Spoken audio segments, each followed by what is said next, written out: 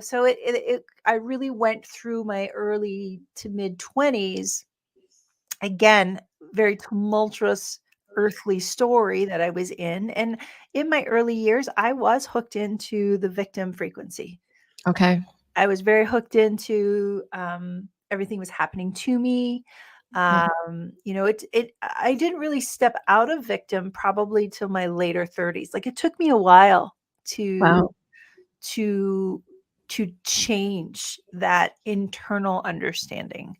Um, I would love to so add, yeah, yeah, yeah, not to interrupt you, but I would love to add that's so important because what I'm hearing from you is that you had a defining moment. You had a defining moment of something is bigger than what we're seeing in this 3D world. But mhm, yet it's not that as soon as you have a defining moment, all of a sudden everything shifts and now you're in meditation and now you're doing. So I right, love what you said. And I think it's a valid um, message to those who are listening is there are times where you still go in and out of that victim and that fear. And then, many a times, again, there could be some, for some people, addiction or ways to hide or things to stay busy, keep it loud. We yeah. don't want to see the redhead at the end of the bed, right? That doesn't make sense to the narrative that we're used to. And so I really want to honor that. And I do resonate with that. And I'm sure I would be surprised if people didn't, is that there will be a defining moment for us, but it doesn't mean that we're there. Then everything is just like, yay, all the angels are like ready to sing the song with us and Yeah. find our song. We found a song and we're lowering the volume. So I really want to honor that because I really want people to hold on to that. I want them to see how you unpack that. I think it's really important to highlight that because really this, I feel like um, all of our accessibility with social media and all of this it's wonderful on one hand, but the other hand is like we are curating what is being shared. And so Mhm. there is a little bit of a misconception that it's like once you get on the path, it's ease and grace and da da da da da. But really it's two step forward, one step back, two step forward, five steps back, two step Right. forward, three steps back, or to use other language, it's expansion, contraction. Right. And we can only process and access what we have the capacity to receive and understand. Mm. And our capacity is not just, being an open channel or an empath or sensitive. The capacity is also our nervous system. Mhm. The capacity is also our mental body. Wow. So there's so many, it is attractive to go into the ayahuasca ceremonies or the psychedelic breathwork world or to just want to talk to the spirits in the realms. But actually, we have to do this earthly work first. Mhm. You have to look at your relationship with yourself, your relationship with your parents, your relationship with money. Are you grounded and in your body? Are you constantly falling and having accidents because you're just so out of it because you want to be up Mhm. there in la la land because it feels good. We Right. have to, and that was me. I was an ungrounded individual because it was painful to be embodied, Right. and it takes courage to actually do that work, to be in the mud of our family story, to be in the mud of the inner child, to be Right. in that space. But the more you sit with it and you clear it and neutralize it, Mhm. the clearer our channel becomes. And if you're someone who's stepping into service, the better you become at serving your Mhm. medicine because you're really able to walk from a place of neutrality. You're not projecting your crap on other people, Right. and you're able to be in compassion for all people, right? For all.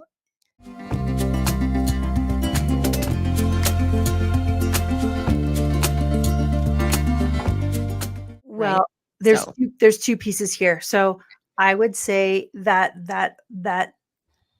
work on self, that excavation of honoring and clearing the earthly story, that's part of the path and the journey. Whether you're mhm. someone who who is serving, whether you're a yoga teacher or a breathwork teacher or an osteopath or massage therapist, you have to do that work. Whether Mhm. you're a mom, an aunt, a father, a son, we all have a responsibility to do that work. Right. Not everybody is doing it or has the capacity to do it right now, but when you do, we do need to step into that. Right. That to me is different than integration. Perfect. So, integration, whether it is the big retreat or the plant medicine ceremony, or it's a sound ceremony, and or it's a breath work with me, integration is, and as you've heard me say before, like the ceremony begins after the ceremony. The ceremony Mm. begins when you get in the car and Yeah. you get home and there's dirty dishes in the sink and the dog hasn't gone out for its walk yet, and right. Yeah. So integration is that space post the grand expansion Yeah. where we are braiding the filaments of that sacred experience or that connection with consciousness or that connection with our highest self. And we are braiding it into the everyday. We Mhm. are bringing it in to be seen, to be witnessed, and we're not enforcing, we're not trying to push anything, but we're Mhm. giving ourselves space to braid it and weave it in. And there's no timeline on integration. And Right. that's truth too, right? Mhm. Some people are like, oh, well, I've done 52 ayahuasca ceremonies. I'm like, why? Yeah. What's wrong with you? Like, unless you're in a deep dieta or you're doing some very deep work for something, Mhm. I always am a little wary of people who are just cycling around and doing Right. sort of that recreational circuit, because you could be in integration for the rest of your life after one ceremony. You could be into integration for 5 years after one ceremony. So it's like, really pay attention and to the presence of that now moment post Mhm. these experiences and weave them into your daily life. That is not easy to do. It's hard to find the sacred when you're trying to scrub the bits of the egg from the tin. I like to make egg bites in my muffin tin, and I'm like, there's no I love easy egg bites. way to get the egg smush Yeah. off of, it's like, how can that be sacred? Like, where in your life can you weave more in?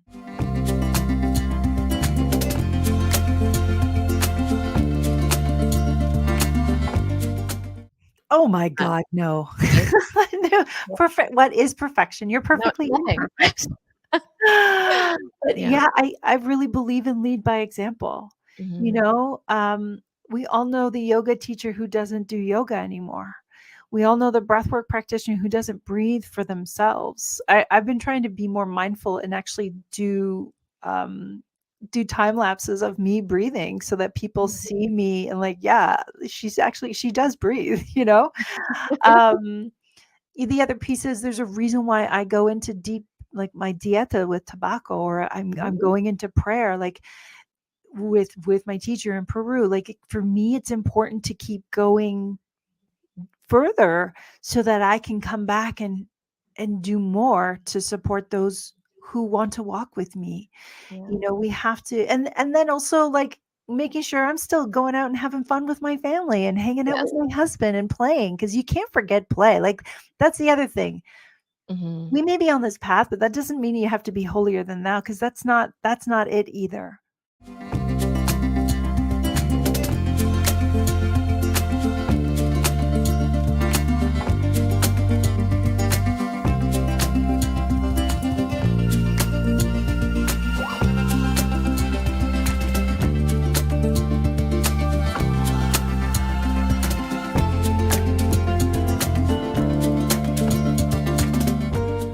Yeah, I do get to know people in a very deep way, and they end up sharing so much more than they ever dreamed that they would. Mhm. Yeah. So I had a client. I've got a wonderful, wonderful woman in Cape Town, South Africa, who's been with me for a few months now, and it's like peeling the onion, you just get to know them so much.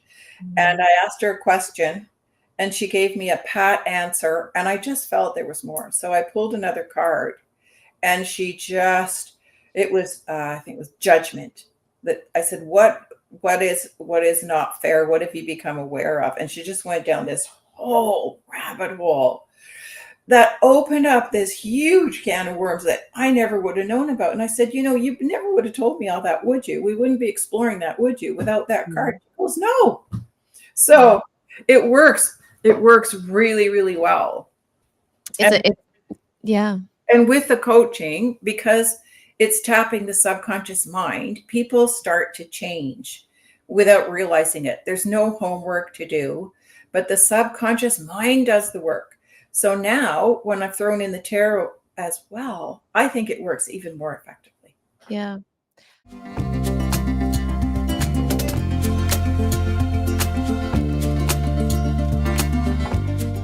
Life. So I was principal at a very busy high school, and I had undertaken a massive, massive project at the school. So, I mean, I just had signed up for big stuff, and I was stressed, and I was getting chest pains.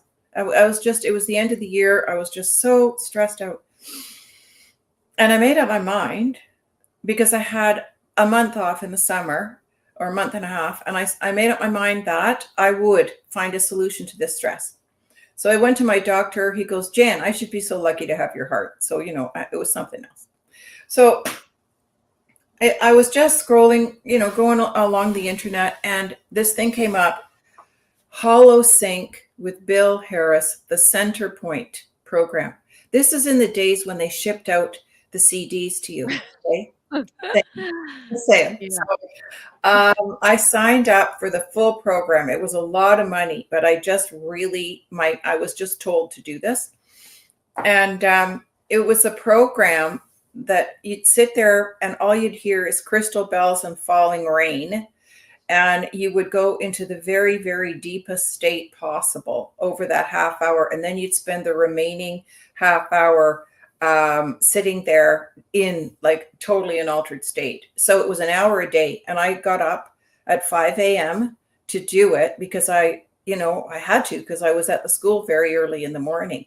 Mm-hmm. And within 2 weeks of my doing that, I already shifted because I found it 2 weeks before I had to go back to the school. And when I went back, the first thing that my assistant said is, Jan, you must have had a very relaxing summer. I can't believe how chill you were. So I thought, wow. And then my kids noticed. They definitely saw a difference.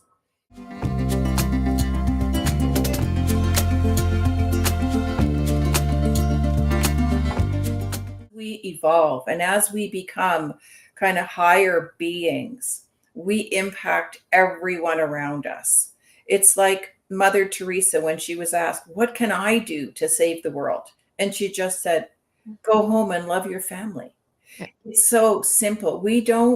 I think we underestimate the power of the smallest things, the power of how we live, and living in love and optimism and knowing things are always working out and being more chill impacts everybody around us and bigger ripple than we know. Absolutely.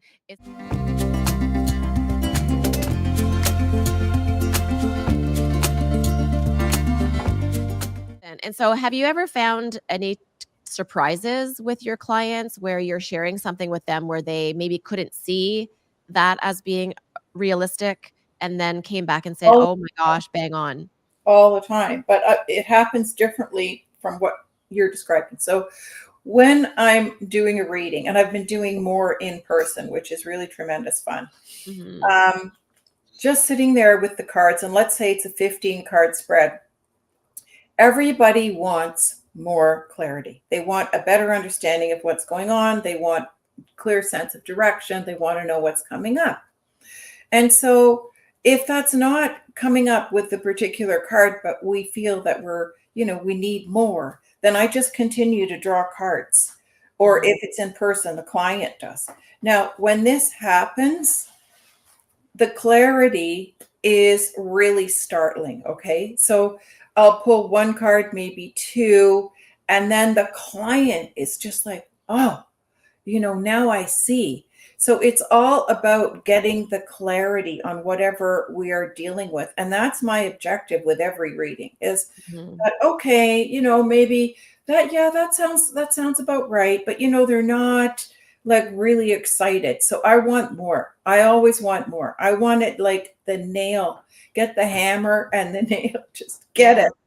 right. And um and it just invariably happens. So that I think is my greatest satisfaction. That really thrills me when I just see people that maybe come in, whether it's on Zoom or in person, Mhm. and they're a bit flat, like they Yeah, just need a lift. They're not happy with certain elements of their life. They're feeling a little bit beaten down.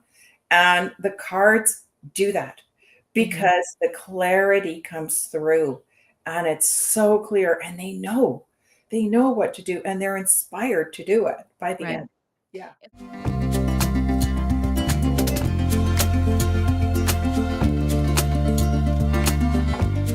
For the sake of the audience who are listening, maybe someone's just kind of itching to grow and itching to really break the mold in their own life. Were you afraid when you started? Not just from the what are people going to think of me, but can I actually do this? And can you share if you had insecurity and how you said, like Louise Hay, feel the fear and do it anyway. Can you share, what helped you or did you feel afraid and you just kept on doing it? Because I feel like maybe practice and progression really helps to ease into more confidence when you're changing lanes like this. I wasn't afraid. I was fearful about putting the website out. That's the only thing. But about actually doing it, about Yeah, because as soon as I start, something takes over. right. As soon as I start, I feel the channeling. I'm going with my intuition and I surrender to the cards. And I Mm, surrender to the deeper messages of the cards. And the cards they have so many different meanings depending on placement, depending on, what you're picking up, the energy you're picking up from the client. So I think, we have to live in a different part of ourselves when we're doing this kind of work. This is mhm. not logical, mathematical, right? Absolutely, and I love that you use the word surrender. I think that's such an important role for us to bring into our life is that role of just surrendering, and I think there's so much magic to be found in surrender, and I Wow. still even when I think about surrender, I still think about this pink flower in the cement, like, just surrender to, I'm gonna find the light, and it did it ever, and so I think it's a beautiful thing.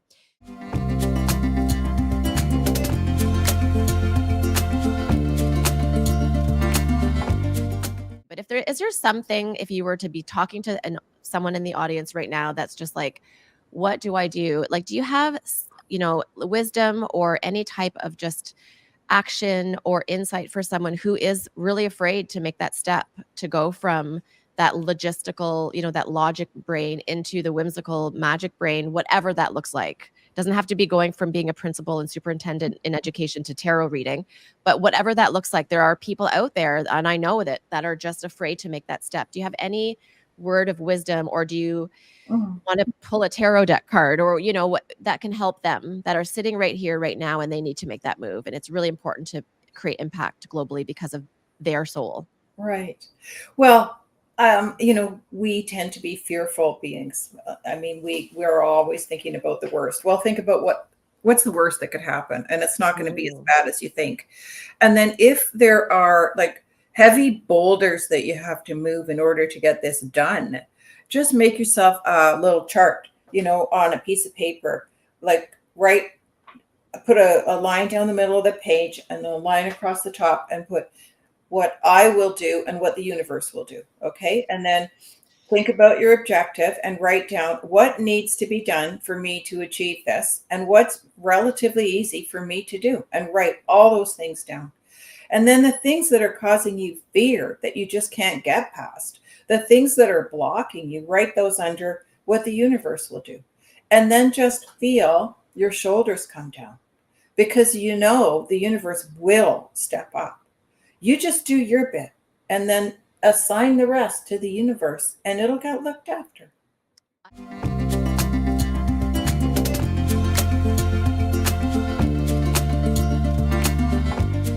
And, we don't have to be super beings. We don't have to do it all. Yeah. There's so much magic in the universe to do it for us and help Mhm. us. Just Yeah. ask. Yeah. That's so beautiful. And I think the power of is knowing that we are able to receive, because when we receive, we have more to give. And there is that energy and flow. And, much of the time we are thought, from our old programs, is that we have to do everything on our own, right? But we don't, because there are people that want to give to us, that we get to honor their gift. So if I'm looking for clarity, I could try figuring it out for myself, but if I can actually work with you instead, not only do I get clarity from a different, more fresh perspective, I'm also able to honor the gift that you have to offer. And so there is such an energy flow of receiving and giving that I think is really powerful for us, especially now. And one thing I want to touch on before we close is I follow Lee Harris. I don't know if you follow Lee Harris, but he mentioned something on one of his like his May update, and he said exactly what you had said earlier in our conversation is there's so much happening in this world. Sometimes it can get daunting. Sometimes we can say, like, for me, I'm like, how do I rescue all of the dogs all over the world? I can get very overwhelmed. But it's one at a time. It's one puppy. It's one bag of dog food, And so one of the things that Lee says that you had actually said as well is pay attention to your address. Pay attention to your home. Mhm. That is where we can create the impact. And you mentioned that so eloquently earlier. And I think that's something I would love to close out as well, is that when we get overwhelmed with what's going on in the world and all of the darkness that could be happening, that could make us feel sad and overwhelmed and almost defeated, is that what can we do right now at home with our loved ones, and also with our self-love, and how can we just turn that into our own self? That's going to be the impact that we need to be able to shed our light on others. So Absolutely. Just live in gratitude and love and know you're making a difference. mhm.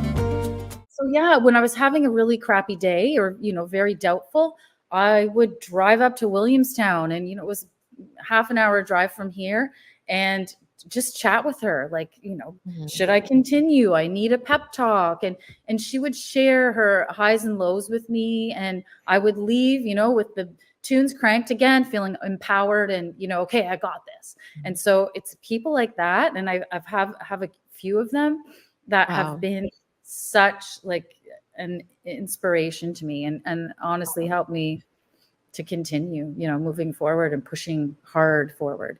And so, yeah, just she's one of so many. I Wow. read a book by Derek Sivers. I What is can't that? remember it.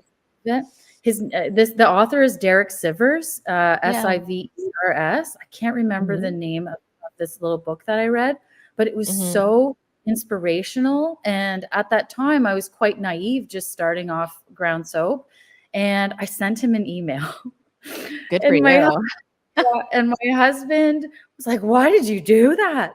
And I was like, "Well, he said at the end of his book, if you have any questions, this is my email, Perfect. and I have questions." And so, I need to ask these questions. And he wrote back. He gave me so much constructive advice. And 10 years later, he said, if you have a lemongrass bar, I'd love to buy one. I didn't have a lemongrass bar, but just 5 years ago, we came out with Frankly Lemongrass. And my husband said, you should send one to Derek Sivers. I totally Yeah. forgot about it. But Wow. he remembered, and he took that little book and passed it on to his bandmates while they were on tour. And every single one of those band members read that book and it Oh my God. inspired a couple of them. And I have no idea where that book is. I wrote a few quotes of my own in that book and I can't even remember them. I wanted that book back so I could, read back on, but yeah, I don't know where that is, but I'm sure it's created a lot of, great Impact. energy Yeah. for the people that have read it. So I'm gonna definitely that's look up that book. That's amazing. And it's so beautiful that you shared that story, because one thing that a quote that comes into my mind was almost 20 years ago when I was just starting to be an entrepreneur. And one of my mentors at the time had said, "Don't procrastinate a prompting."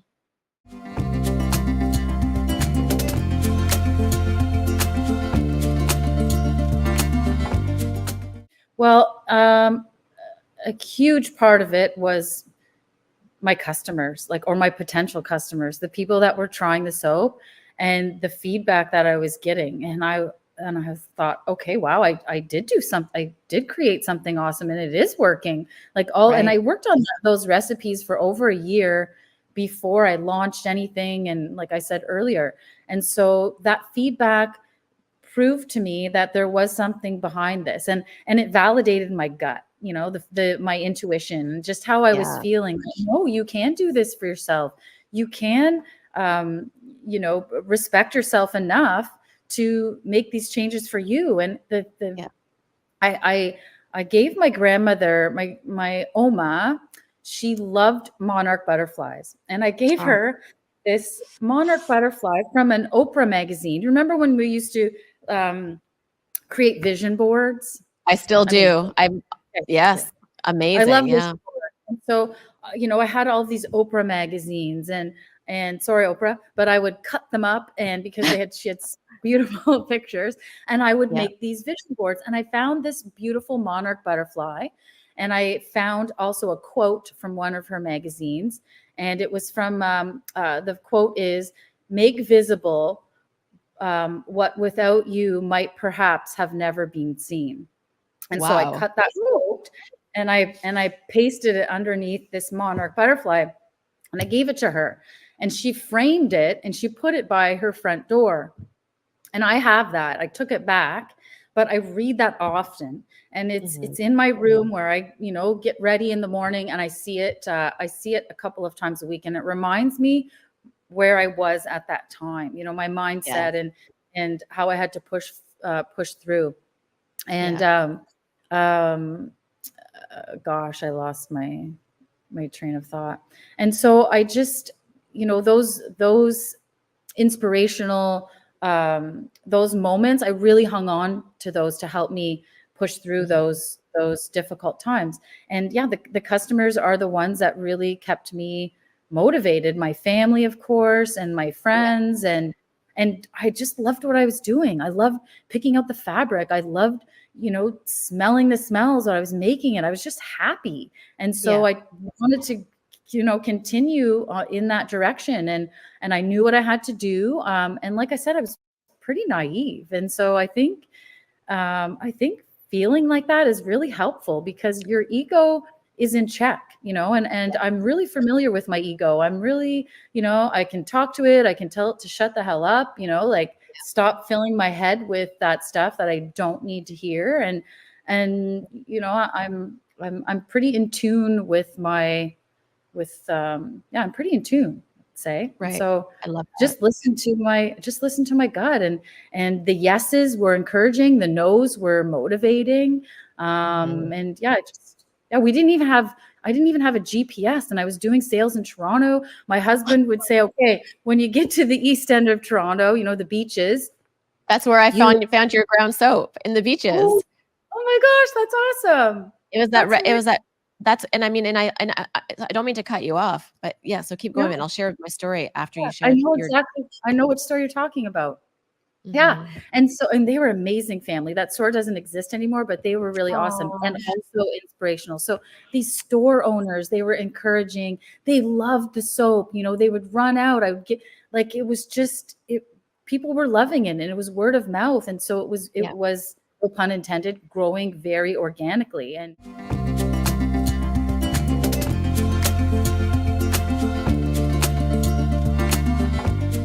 I think I struggle with it daily kind of too. I'm always thinking about that next big Milestone? job, or that next big part of me. I was gonna say milestone, but you meant like, yeah, that next big Yes. project or next big Yes, the next big project or milestone, and responsibility. Yeah. you know, how that's going to, the money and how that's going to help, and how I'll be able to, you know, grow ground soap even more. And so when I think about money now, I think about how it can facilitate things within within the business, but it's still hard for me to keep it, because when you grow up without a lot of it, you well, for me, I felt like I needed to prove to people with exterior, you know, with clothing or you know, vehicles or all of those materialistic things. Mhm. That becomes kind of a protective shield, and so that hides, you know, your family's, you know, instability. Or, and I think so many of us grow up that way, where you don't want Yeah. people to know. And that's Yeah. so crazy, because the It is. majority of us live like that. You know, it is Exactly. a struggle, especially now. I mean, a lot of people, I think, that were financially stable are also getting a bit of a wake up call, and you know, they can they put themselves, they understand how it feels Yeah. a little bit more, and so they can relate. And so I like to be honest about those things. You know, people think, oh, Mhm. you're selling your soap in France, you must be doing so well, and you're in all of these stores. And I remember my uh, um, a friend of mine, we were at a round table of entrepreneurs. Me, I was just starting off, and some of them were multimillionaires. And I remember after the meeting talking to this guy in the parking lot. I said, I can't wait to get to where you're at, you know? And he said, you know what, Angela, it's all relative. You know, if you're making $1 million, your costs are going to be like this. And Yeah. that was really helpful information, because I thought, yeah, you're right. And now I totally get it. It really is all about the cash flow. It facilitates things. And so I think, you know, just really talking to people, asking questions, you know, maintaining an open mind and open to constructive criticism, not taking things personally, just Yeah. really focused. I think that really helps with not making the finances your primary objective.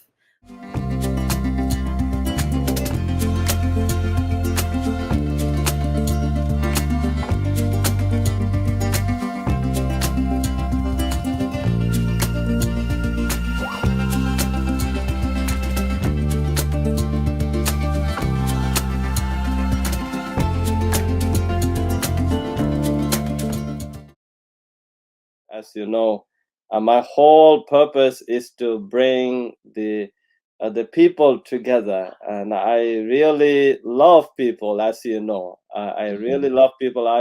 Although I'm a Buddhist monk, I'm not here to promote any particular religion or belief or cultural values. I have embraced all sentient beings as human beings, and all I know that everybody, it doesn't matter who they are, what religion or culture or political background they belong to, every human being desires happiness, and everybody wants to be happy. All sentient beings want to be happy. So my mission is to add more happiness and joy through a global principle I have developed. Is called a kindfulness. And my global mission is to call every country a mindful and kind nation. So starting from Canada, officially I call Canada a mindful and kind nation. So and I know, Diane, you're living in Mexico now. Yes. And so one day we could call Mexico a mindful and kind nation program.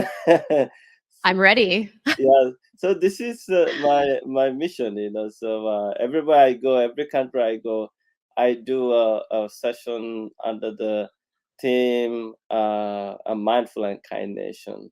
So today what we are going to what we can do it just maybe, have this friendly conversation. I know there are a lot of people in the world who are searching some kind of ways of improving their life, and so there are people who who are remaining, maybe suffering silently, and those who have the courage, they come to us in person.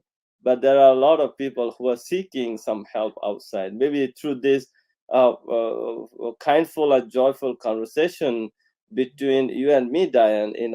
I'm pretty sure at least some people are going to benefit. Some people Yeah. are going to find light and hope Mhm. through this conversation.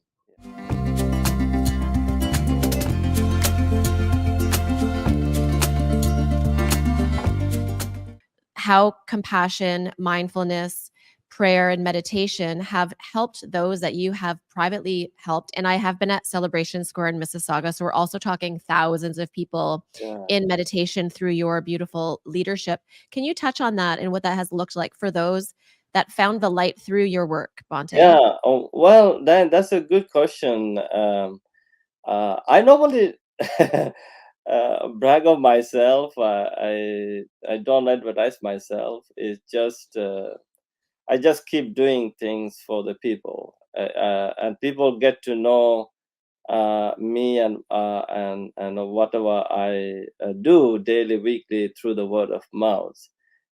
So I started doing the student counseling first at U of T, University of Toronto, Mhm. and I knew students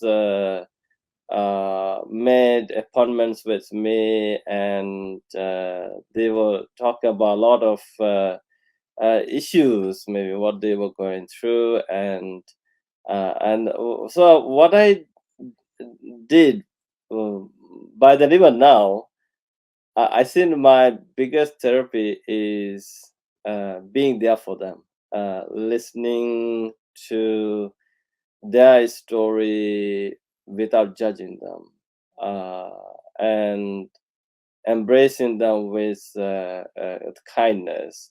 And once I listen to their story, then I know what they're going through. I think I know what they're looking for. So I kind of share some ancient wisdom, maybe tell them some story, and tell them some words of, I would say, wisdom or light, to see the light in their life, because they're in a state of darkness, and they're looking for a way to get out of that darkness and to see the light, and find hope, and so my task as the urban Buddhist monk, I mean, I wouldn't label myself as the therapist or psychologist or Mhm. psychotherapist or counselor. I mean, people could call me anything, but I call myself as the urban Buddhist monk. I think Yes. I'm fully aware of the urban setting issues, the problems, and so I just open the door for them. Right. I say, door to my center is open for you. You can, if you're seeking the light, you can come and find the light. So my job is to show them the way how to find the light and hope.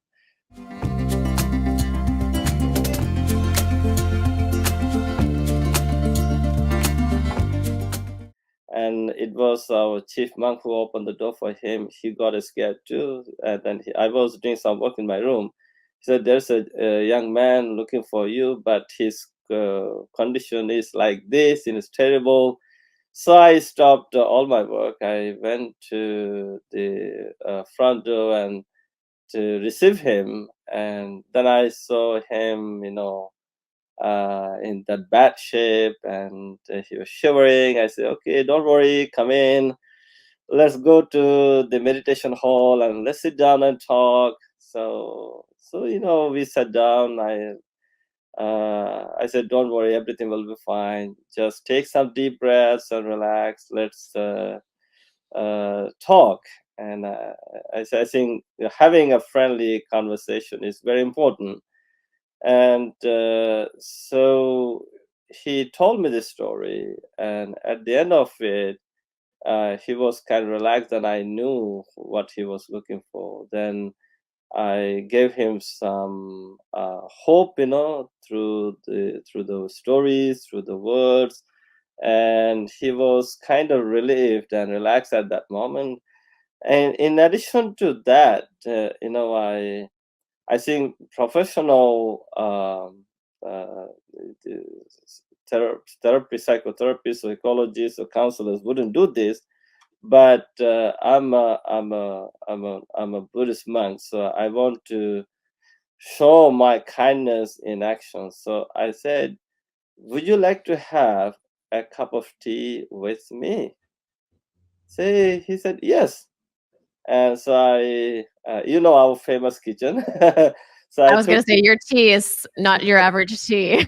I've had so it many I, times. I took him to the kitchen, and I made a nice cup of tea for him, and also gave him what we had, some cookies and some sweets, and then after the tea, actually, he was very much relieved. And so I encouraged him to continue coming to the my weekly meditation sessions or Dharma talks. And in addition to that, I said, he asked me whether he could see me at least 2 weeks, 2 times a week. I said, no problem, because I knew he wanted some help. So I gave him some extra time. And so we had nice conversations, and he kept coming to my Dharma talks and meditation sessions. Though it was very difficult for him at the beginning to spend 1.5 hours with the group, then he saw the other people, how they were into meditation, how they were uh, mindful and listening to the talk I gave. And then he was, I think, looking around. Maybe he thought there are other people who also going through the same, like me, but they also had to find help from Bhante, because he knows me now. Yeah. So and then he kept coming, and then he recovered from maybe that was a deep depression he was in that darkness. So and then he continued coming to my Wednesday session.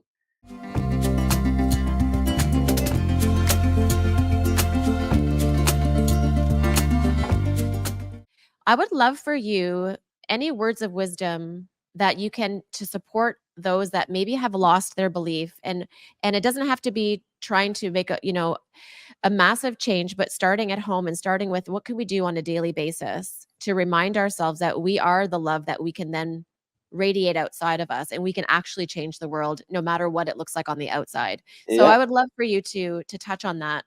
I think it's Well, really valuable. yeah, thank you, Dan, for that question. And actually, you have to always be mindful for the fact that, as I always tell the people, you're bigger than the mountain. Mm. You have to believe in yourself. You have to have faith in yourself. You're a good person. It's like how sometimes I think the modern society is so unkind. Like, if a person does one wrong thing, how they try to make you like you're a piece of I don't want to use that word, Yeah. you're not good Mhm. at all, and Right. they push you into the garbage, Mhm. so. But my principle is, my understanding, a person could be bad, let's say 99%. But the same person, though he or she is 99% bad, that person has 1% goodness. Wow.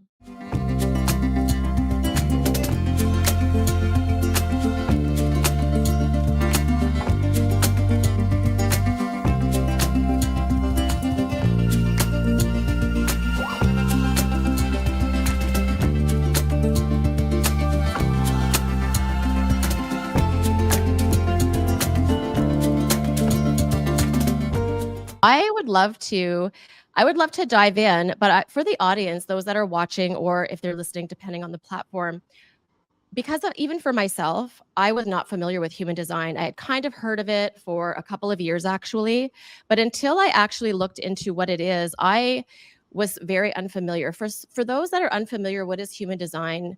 Can you explain to us holistically what is it exactly, and what is it different than other potential modalities that people may be familiar with? Fantastic. Great question. Yeah, sure. It might be helpful just for me to talk a bit about, I guess, my journey coming to finding human design myself and why I was so excited when I found it. And so I've spent many years in the corporate space working as a human resource professional. And in my time that I worked there, I worked with what we call psychometric testing tools, right? So I've been accredited and I've used, things like Myers-Briggs type indicator, which is some of the tools that are more widely known. And I love them because it started to help people understand more about who they were. So that's really something that I've been quite passionate about. And so I've really have done a deep dive into a number of these different tools. Anyway, I also probably, 10, 15 years ago, really started to understand how important energy was, right? And yes, I now work as an energy healer, but, back then I started to realize that there was this incredible dynamic going on that nobody talked about.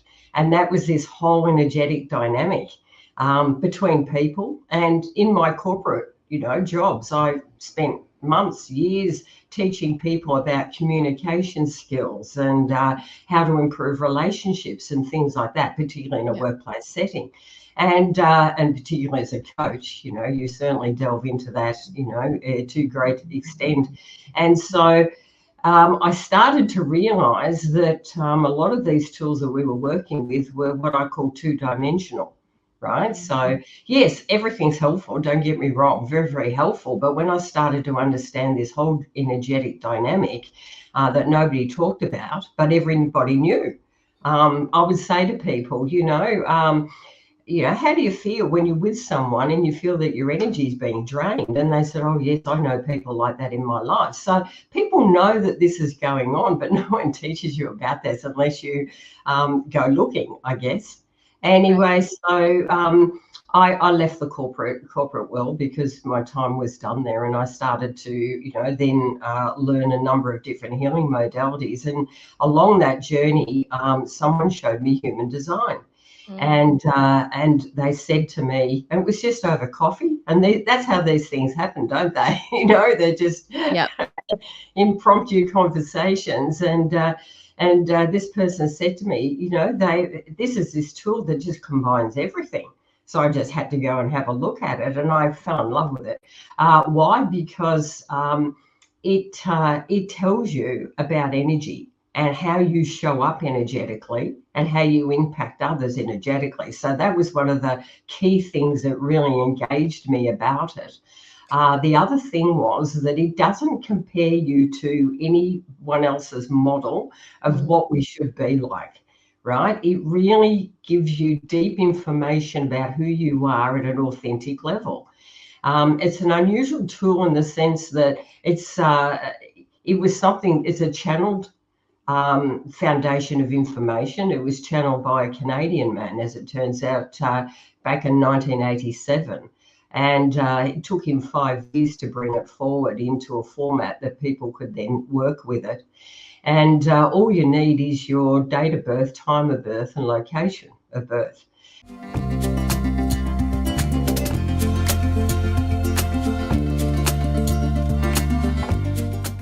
for people to understand who they are at the core level is what human design does. And the challenges that we've got at the present moment is that the systems, particularly the social systems, the education systems that we have lived in or with, they are more around people, being something that they are not. We get lost in these systems due to the, I guess, the pressure to be a particular way, behave a particular way, or show up in a particular way. And sometimes it's really hard to know who we are at a core level. And human design will help people understand who they are.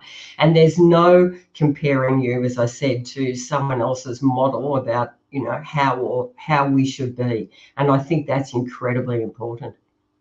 I love.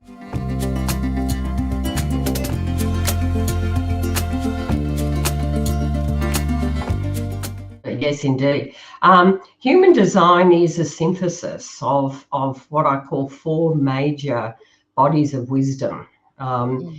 The main one is astrology. So there's a definite, link, and there's a huge amount of astrological information that is in your human design. It also is the Chinese I Ching, the Judaic Kabbalah, and the tree of life with regard to that, and the chakra system. So when you see the body graph, so once I receive information about someone's date of birth, their place of birth and time of birth, I run a chart, and it's actually easy for anybody to run a chart. There's so many available on the web. You just pump in that information and it'll generate a chart. The key is understanding what the chart means, I guess. So so once you see the chart, you could see just immediately in it, the alignment between these other systems I referred to, but it's a synthesis of them. It also involves quantum physics, and it's really where I say spirituality meets science. And so when we put that information into the various programs that we do it generates what we call a body graph. And the body graph provides all this information about these codes that we hold within our body. It's the codes of our DNA. And so the key to understanding human design is being able to read the chart and then can see and then decode what it means. It's archetypal. So essentially, the philosophy I have about human design is that we had an agreement before we came into this lifetime, right? That we wanted to achieve certain things. We wanted to grow as a soul. We had a purpose in terms of how we contribute to humanity's evolution. And when you start to understand the body graph and what's there in the human design chart, we're essentially decoding all of that information. It's an energetic blueprint. And so we're holding these codes. And the beauty of it is that it's up to us in terms of what we choose to do with it. Nobody's putting us in a box or put you in a box and says you're this or you're that. It's really up to you in terms of how you work with that information in order to step into the best version that you can be in this lifetime.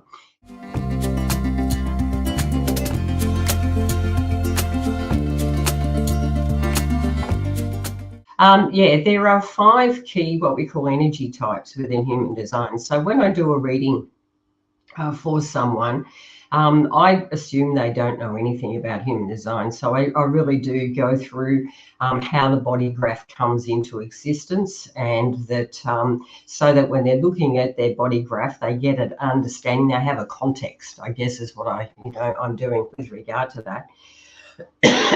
Excuse me.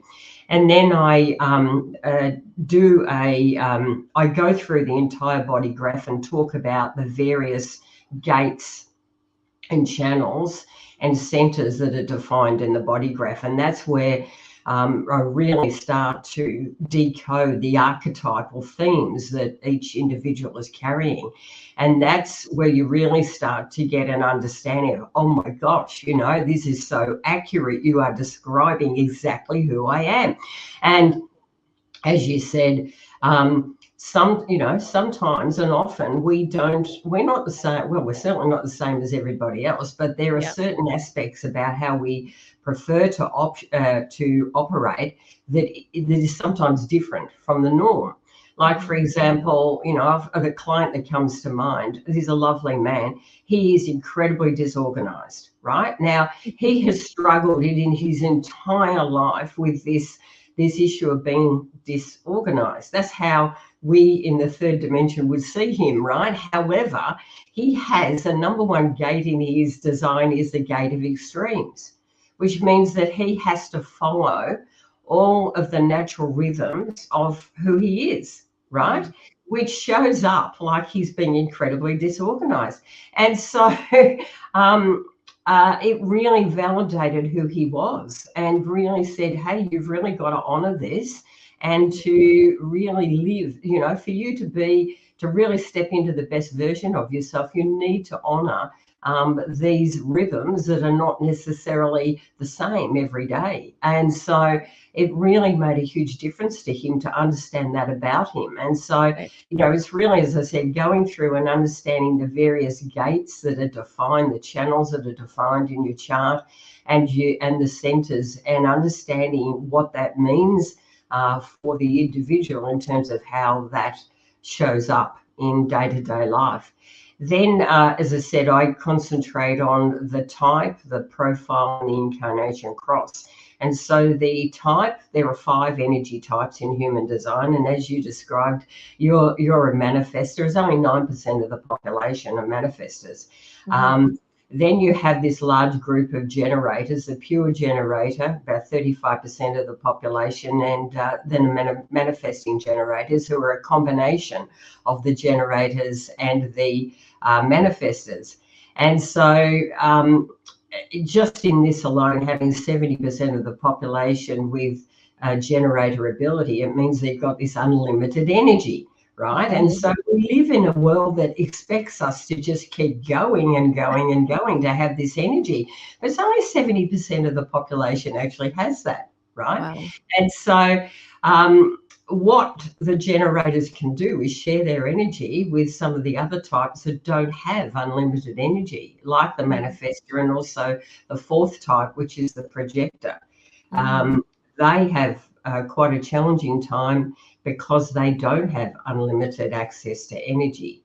And so trying to keep up with the generator types is very challenging for them. The 5th type is a reflector, is only 1% of the population. So they're quite rare. And they have very open human designs, which means that they take in energy from others and they can be extremely sensitive with that as well. So each of the types are very different and they operate very differently. And as you said, the manifestor is the visionary. They can just go out there and do it and make things happen because they are designed to initiate and to manifest, which is really exciting. The generator groups are here to build the form. So the manifestors really need the generators in order to bring things to fruition and to create things in the material world. The projectors are here to direct others. They're like the orchestra conductor, right?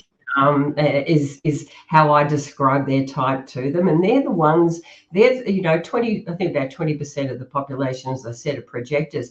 And they're the ones that probably have the greatest aha and relief when I explain who they are, because they really have found it difficult trying to keep up with everybody else and really feel that there's something wrong with them because they can't keep up energetically with large part of the population. So it's really a profound thing to understand for a projector.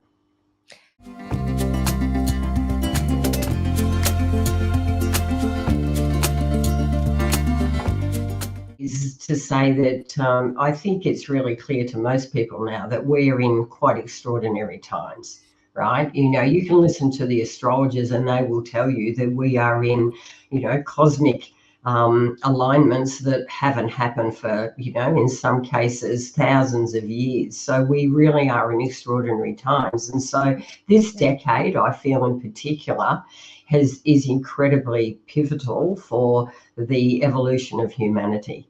And I really do believe that we have all come here, a large number of us have come here to experience this and to contribute to what is currently playing out. It's epic, I would say, with regard to that. And I think that human design plays a critical part in that because, we have been incredibly conditioned and compromised, I feel, in terms of our ability to express ourselves and to be the unique beings that we are. And it's been so incredibly confusing. And so what I'm finding, and I started to see this before I left the corporate world, is people are searching. As you explained yourself, you were searching. So many people are searching, and they will show up and say to me, I'm here. I don't know why I'm here, but I'm here. I just feel that I need to be here, which I love because they have followed the energy. And I must just touch on that too, but I'll continue with the story and then I'll go back to it. Mm-hmm. And so human design, someone has actually described it. It's a tool for our times.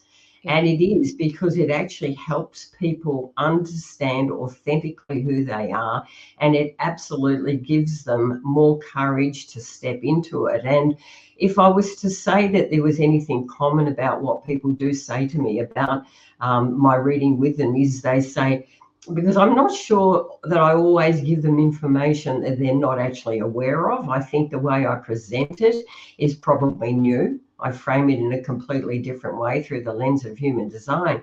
But what they say is, oh my gosh, you have just validated who I am.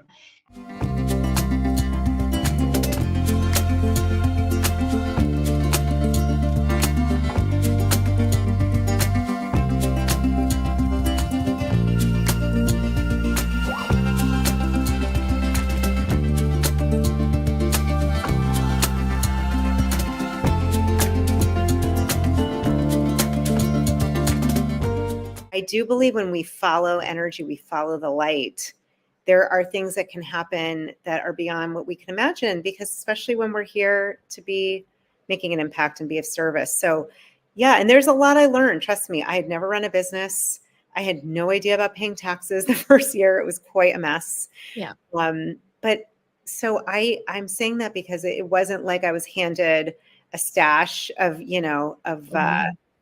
of bills and just said, okay, do what you want. Now that's great if you have that. And that's an awesome thing to have, but that wasn't my story. Yeah. One thing that's wild. And one thing that spoke to me through many things that you shared was you said, but that's how I set myself up. When you were talking about the other version of financial independence or dependence, so important when you called yourself out on that. Not like you had to call yourself out, but you just like case in point and matter-of-factly said, and I set myself up for that.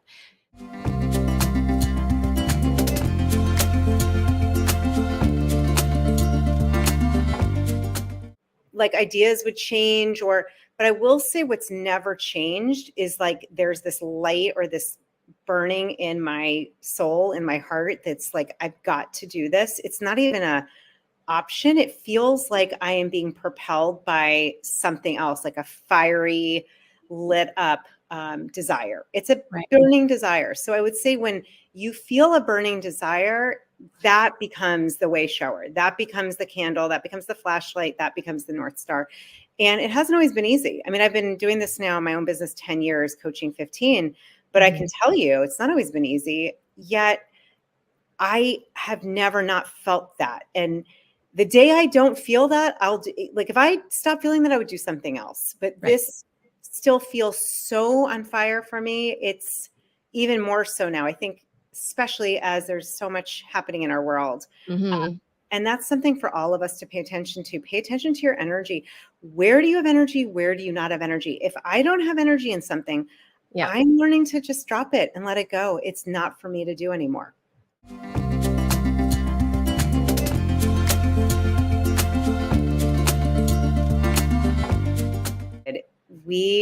When we say yes to really being used for the highest good, not just our highest good, the highest good. Mm-hmm. That's where the divine can play with us. That's where we can meet new soul friends or soul family. And I, with you right away, I was like, soul family, who is this? Like, who is this angel? And that is exactly the point for each of us when we are tapping into our guidance, when we're following that energy, when we're being courageous and saying, I don't know how, but I don't need to know how. I'm going to follow good orderly direction. Another word for God, right? Good orderly Ooh, I've never heard that before at all. That's good brilliant. orderly Yeah. direction. Yeah. Wow. When we follow that, right? So that's the beauty. And when we look back, it's like flipping over the tapestry and oh my gosh, like those knots and that weird thread I put in there. Now it's like, no, we needed that. That was needed. And I just think of it this way. I can't see, our eyes are facing forward. We don't have eyes all over our head, but there is a higher guidance that does. And so, I think going into the way that I work or teach and why it's so important, and I know anyone listening, we're in the same vibration because it's how it works, right? Yeah. Our like attracts like. And Yeah. I knew that with you. I remember one of the things that has developed over the years, we all have this treasure box in us. I really believe we all have psychic intuitive abilities, no question. I mean, it's like batteries included, but many of us don't get a manual and we don't know how to use it. And what I have found over the years in both being clinically trained as a coach, but also doing a lot of inner work and leaning on my intuition and tapping into this greater spirit realm of higher consciousness is that a lot of these abilities have developed. And so I remember with you right away, I saw it. I was like, oh yeah. It's like trippy. It's kind of what we're doing now and beyond, honestly. And people that, are going to be listening and meant to work with you so you can serve at the highest good. That's where we all pass it on when we're being, you're being your USU, you're being your authentic, connected higher self. So for me, I had a coach that changed my life 15 years ago. He asked me a question that literally, I'm talking like it changed my life. I didn't know whether to stay married or not. I had two very, very young kids. This was not like an opportune time.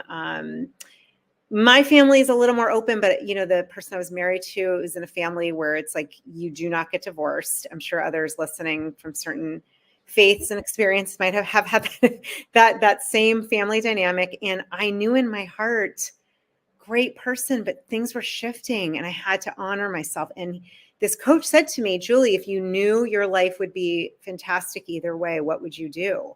It was the first time I'd ever heard it said that way, where it was like, oh, life could be great either way. Are you kidding? I thought I was like doomed either way. I mean, I really thought my life was over.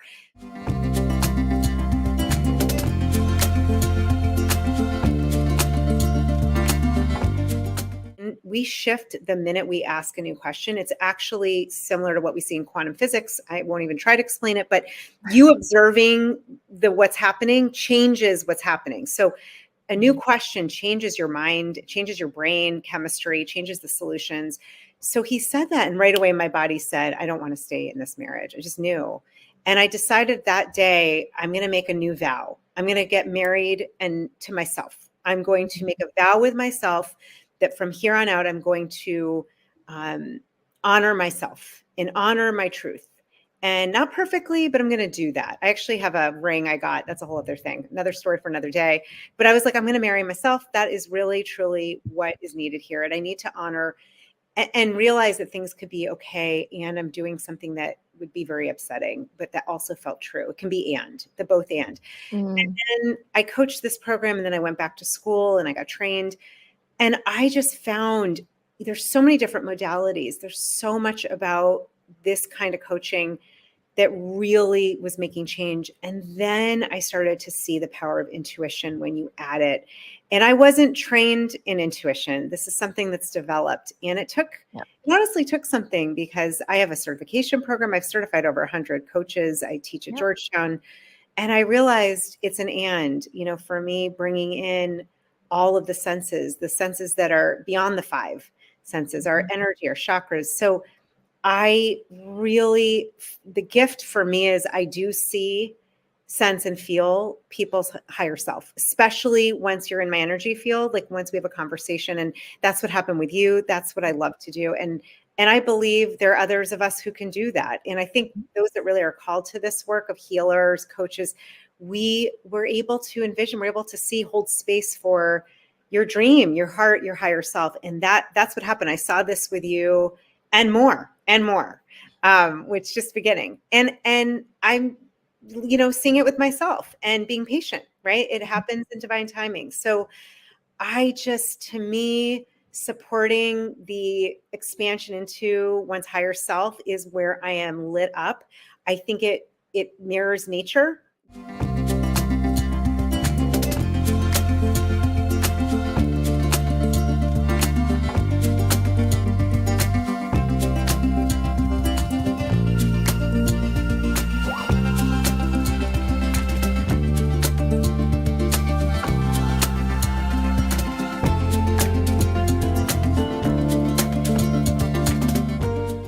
So when I was in the Navy and served in aviation, one of my tours was in Central and South America as part of the region we covered. And my career actually finished full circle because I started off there in aviation and I finished off in South America and Central America in public affairs in 2022. But when I was flying missions there, I always said, one day I will be able to go into Colombia, because at the time, the FARC was very active, and U.S. service members couldn't, be on the ground in a safe manner. So it was just cautioned. I think it was a State Department advisory saying, hey, just be mindful of this. Can't go in the country at the time. And I said, one day I'll go back there. So fast forward to 2022, I'm transitioning out of the Navy, and I had a lot of friends actually in Naples, Florida, and other areas in Florida share about Dr. Joe Dispenza and working with veterans and brain and heart coherence. And it really, intrigued me and fascinated me. And I had also been introduced to him a few years back. But it was through one of my therapists for a knee injury that I had sustained. And we were doing some physical therapy, and she kept playing Dr. Joe. And this was like 2021. And I said, I need to probably go to one of his events. Everyone always says it. Now I kind of have the spaciousness to do that. Let's try it out. So I went to his progressive retreat in Panama. And what was really cool, and that was in 2022, and going there, it was ironically the same grounds of which I used to fly missions out of. And it was transformed because when the canal turned over, it was transformed into and given to the Panamanians. So these places that I remember were now other things. And the convention center where we had it was a magical weekend, and I just zipped around Panama City because I know it pretty much like the back of my hand. Wow. And so as we came in, and one of the days he goes, hey everyone, how he does it, goes, guess what, we're going to be back in Central and South America, and we're going to be in Cartagena. And I thought it was just it was an immediate hell yes for me, Diane. I knew I'm going to be there, because if I'm going to do my first advanced retreat and really dive into this neuroscience for optimal living, it's going to be Cartagena. So that is how it kind of unfolded. And, and I said, one day I'll be back. So I went back into Cartagena, arrived, I think it was January 2023, we were there. Yep. And it just felt great. It was like I had never left.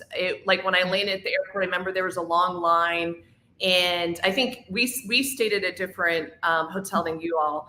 But being, right on the water and experiencing the culture, and then ironically too, emerald is my birthstone. So I've always been, a aficionado of emeralds, and manifested the actual owner of all the emerald stores in the city center there. And he took me on a tour of the Emerald Museum, and, just all the beauty. And what goes into finding the perfect emerald for you.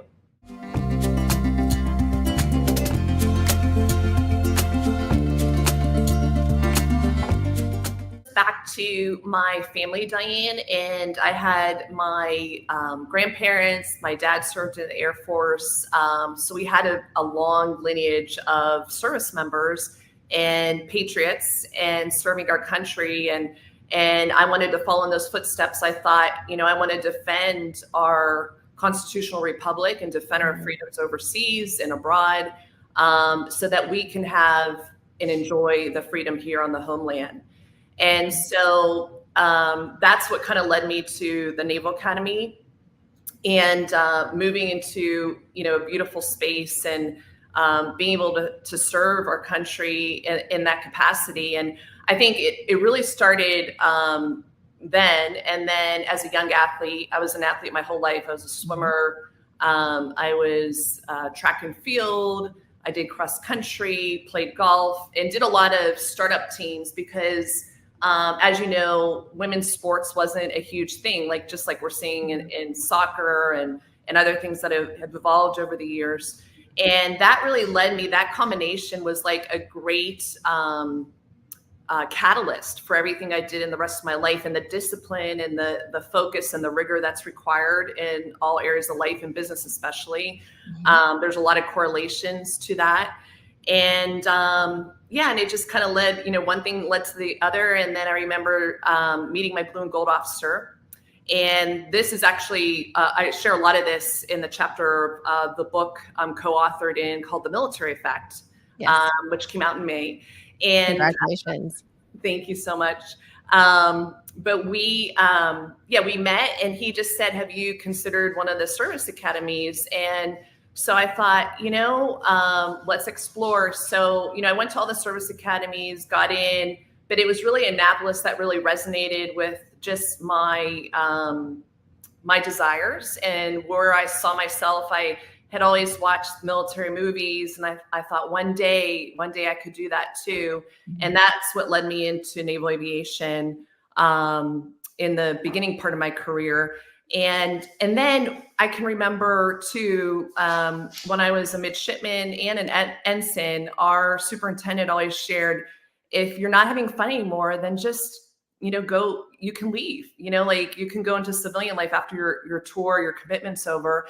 And I never really had that. It was always like one thing to the next. And my career was very unconventional. It didn't follow a linear path at all. But I've always been unconventional, and that's kind of how I approach life. And the rest is history. Wow.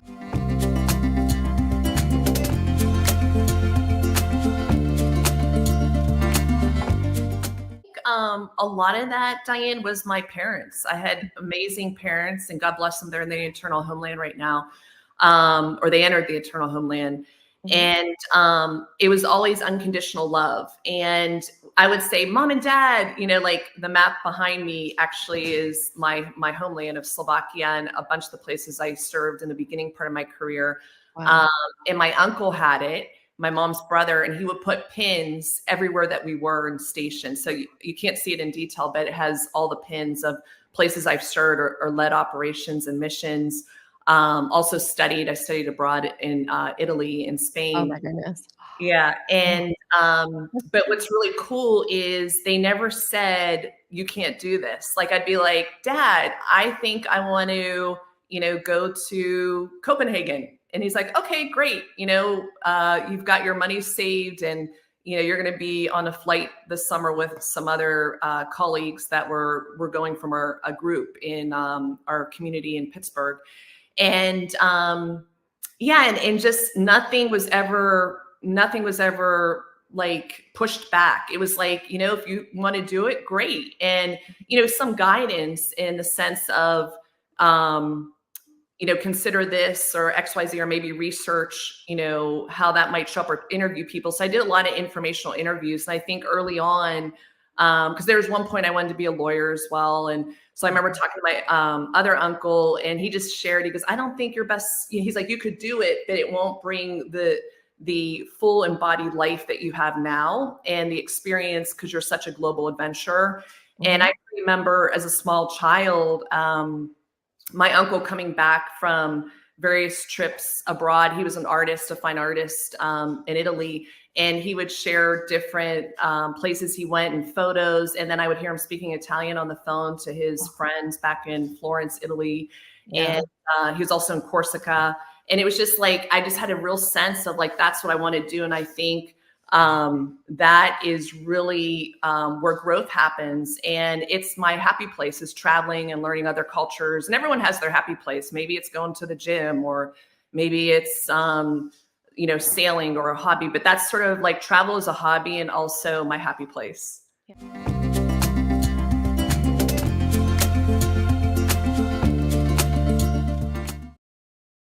First off, knowing your own inner compass, your own moral compass, how you show up in the world, and not being influenced by outside sources, whether that's social media, other people.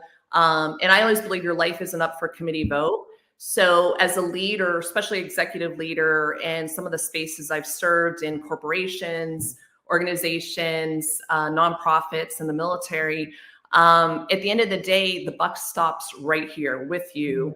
And it's taking ownership and accountability for yourself. But I think the more you are aligned in your brain, your heart, your gut, then you have agency. You actually can master your environment in that situation versus asking everyone else what they think. Because at the end of the day, when you read the facts, you can make that informed decision. And that's some of the areas that I'm really passionate about too. And also have always been a seeker.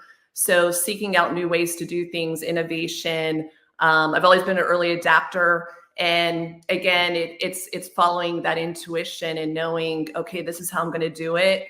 And having the supportive system too. I think that's huge. Like your network and who's around you to help midwife and be that scaffolding when you're birthing a desire, so that you don't feel left out or alone in doing so, and keeping that coveted too, so that you can actually make it happen. And again, not asking everyone what they think. And I think part of that too is just staying, you just have to put in the work, and you've got to keep your nose down and do the work, and great things happen.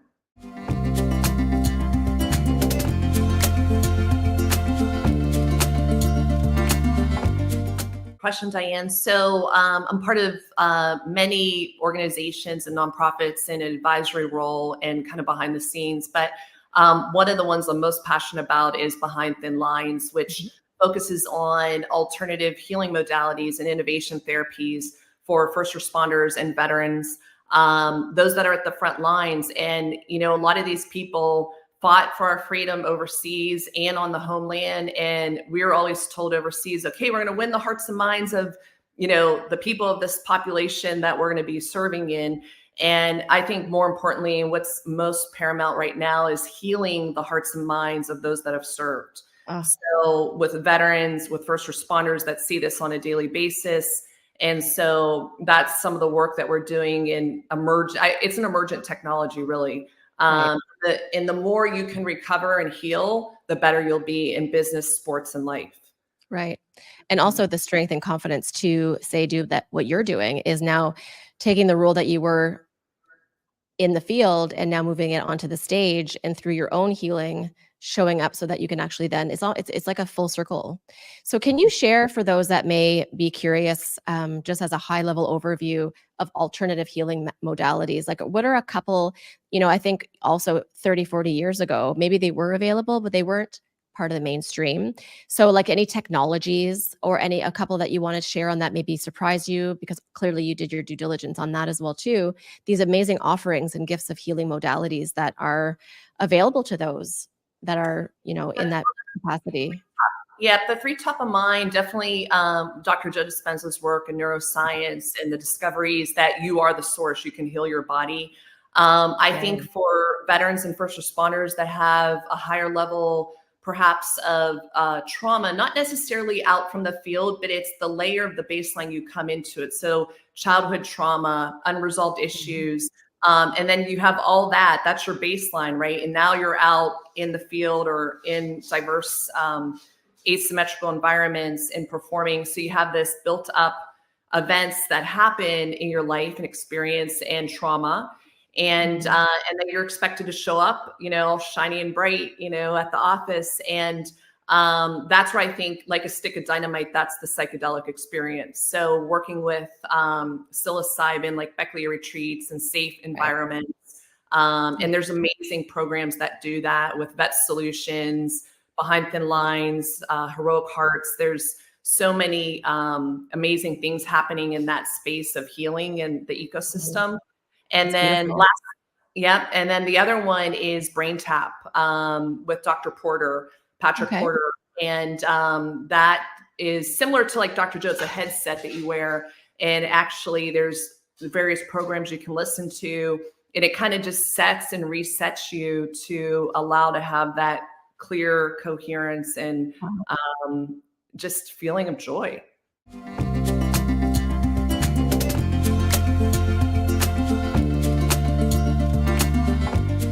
When you go within, that's when you really discover and uncover your mission within. So it's having those quiet moments, being able to reflect, and it's the preparation, it's the rehearsals, Diane, and everything. Because the more you rehearse, the better you are, and that's how you can show up in present moment and execute. Whether it's chair flying a plane or rehearsing for a speech, getting comfortable up on stage. And I was fortunate; a very dear friend of mine, Dave Sanderson, who was the last passenger out on Miracle on the Hudson, and really helped save a lot of lives getting people out of the plane in that cold, frigid day in January 2009. He had asked me last fall, he said, Suzanne, I know you're going through some really amazing training. Would love for you to be the opener keynote at our 15th anniversary. And without further ado, I said, yes. What do I, tell me, what's the venue, where will we be, who will be there, et cetera, all the planning aspects with the event planner. And it was beautiful. It was my inaugural keynote for that event. And we talked about service, and we talked about the first responders and just the humility and the synchronicity, Diane, of what could have been a much different outcome. Actually was one of the most amazing down in the history of aviation for a ditching effort, of Captain Sullenberger landing the plane and the miraculous efforts that followed thereafter, and hence a movie made after it too. So it was amazing being there. And as a public affairs officer, I was always the one briefing everyone or prepping them for the media. Now I'm in the center. But I feel like my brothers and sisters in athletics and arms prepared me for that event, and being able to embody the experience and be real time with like 15 international media outlets, and being there and able to talk about service, and then being right where just yards away, literally from where that plane made its journey on the Hudson. And we do talk about the 1 degree, and that kind of prompted another discovery from that event, because they always said if the plane had gone 1 degree east, 1 degree west, or down, like much different outcome. And considering that population with Manhattan, Jersey City, it goes down in history as one of the most miraculous aviation events. It's mind blowing.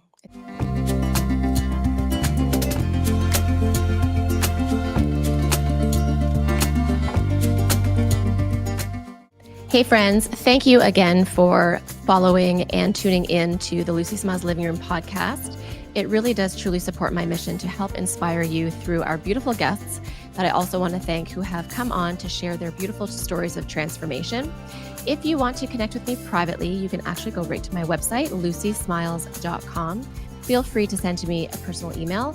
You can also catch my newsletter by subscribing, which also includes my weekly intuitive messages. If you're on social media, you can follow me with my handle, I am Lucy Smiles. And if this was inspiring to you and something helped support you on whatever the journey is that you are going through, please feel free to review, write a comment, and most importantly, if you can subscribe and share this episode and all our other episodes, that would be amazing. My dream and my mission is to truly help you to follow the magic that ignites your inner essence And so until next time, we will catch you soon. I hope to catch you on the next episode.